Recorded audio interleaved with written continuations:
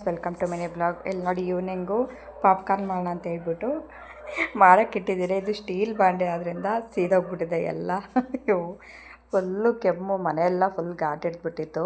ಅದಾದಮೇಲೆ ಮತ್ತೆ ಈವ್ನಿಂಗು ಚಾಮುಂಡೇಶ್ವರಿ ಟೆಂಪಲ್ಗೆ ನಿಂಬೆಹಣ್ಣು ಹಾರ ಮಾಡಿಕೊಡ್ಬೇಕಿತ್ತು. ಹಾಗಾಗಿ ಮಾಡಿ ಕೊಡ್ತಾಯಿದ್ದೀನಿ. ಎಲ್ಲ ನಾನು ಪೋಣ್ಸ್ ಆದಮೇಲೆ ಅರಿಶಿನ ಮತ್ತು ಉಪ್ಪು ಎಲ್ಲ ಹಾಕಿ ತೊಳೆದ್ಬಿಟ್ಟು ಹಿಂಗೆ ನೀರೆಲ್ಲ ನೀಟಾಗಿ ಸೋರೋ ತನಕ ಇಟ್ಟಿರ್ತೀನಿ. ಈ ಥರ ತೊಳೆಯೋದಕ್ಕಿಂತ ಮುಂಚೆನೇ ಪೋಣ್ಸ್ ಇಟ್ಬಿಟ್ಟಿರ್ತೀನಿ. ಅದಾದಮೇಲೆ ಮತ್ತೆ ಈವ್ನಿಂಗು ಇಡ್ಲಿಗೆ ರುಬ್ಬಬೇಕಿತ್ತು. ನೋಡಿ 6 ತಿಂಗಳಾದಮೇಲೆ ಗ್ರೈಂಡರ್ ಯೂಸ್ ಮಾಡ್ತಾಯಿದ್ದೀನಿ. ಮತ್ತು 3 ತಿಂಗಳಿಗೂ 6 ತಿಂಗಳಿಗೂ ಒಂದು ಸಲ ಯೂಸ್ ಮಾಡೋದು. ಬಟ್ ವೇಸ್ಟು ಇದು. ಮನೇಲಿ ತುಂಬ ಜನ ಇದ್ದರೆ ಒಂದು 4 ಜನ 5 ಜನ ಇದ್ದರೆ ತಗೊಂಡ್ರೆ ವರ್ಕ್ ಆಗುತ್ತೆ.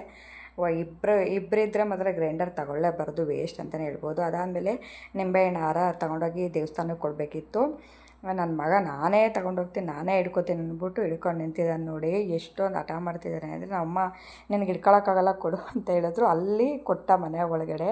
ಅಲ್ಲಿ ಹೊರಗಡೆ ಹೋಗ್ಬೇಕಾದ್ರೆ ದೇವಸ್ಥಾನದ ತನಕ ತಾನೇ ಹಿಡ್ಕೊಂಡೋಗಿ ಕೊಟ್ಟಿದ್ದಾನೆ. ನೋಡಿ ಅಲಂಕಾರ, ಇದು ಬೆಳಗ್ಗೆ ವಿಡಿಯೋ, ಶುಕ್ರವಾರ ಬೆಳಗ್ಗೆದು ಅಲಂಕಾರ ನೋಡಿ ಎಷ್ಟು ಚೆನ್ನಾಗಿದೆ. ತಾಯಿ ಚಾಮುಂಡೇಶ್ವರಿ ಎಲ್ಲರಿಗೂ ಒಳ್ಳೇದು ಮಾಡಲಿ. Thank you for watching. Bye bye.